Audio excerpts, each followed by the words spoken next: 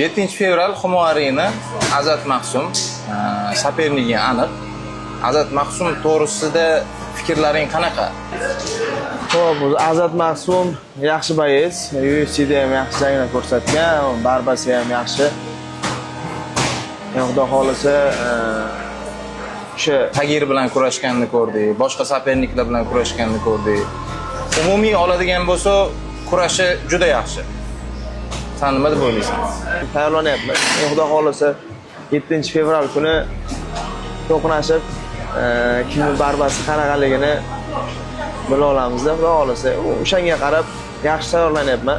O'zbekiston MMA ishqibozlari orasida mana senga fanatlik qiladigan insonlar yoki вообще fanatlik qilmaydigan, umuman MMA ga fanat bo'lgan insonlar orasida fikr bor.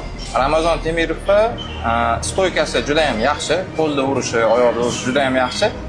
Lekin grappling tomonlama Ramazon kuchsiz degan fikr bor. Biz bu fikrni qattiq eshitdik. Asu bilan bo'lish kerak bo'lgan bo'yindan oldingi fikrlar bular.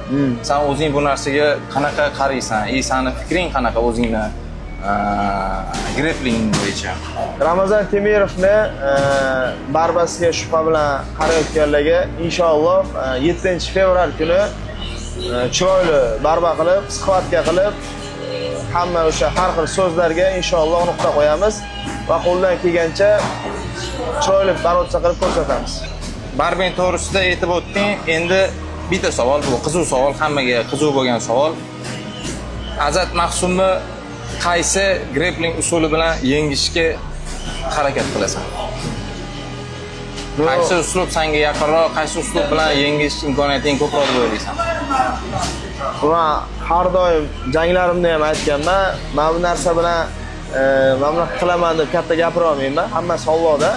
Lekin qo'limdan kelgancha o'sha chiroyli barba ko'rsatishga harakat qilaman. Lekin hech qachon hech qaysi bo'yimda nokaut qilaman yoki mana bunaqa bo'g'aman yoki bunaqa qilib dushash qilaman deb katta gapirmaganman. Inshaalloh qo'ldan kelgancha chiroyli bo'y ko'rsatishga harakat qilamiz.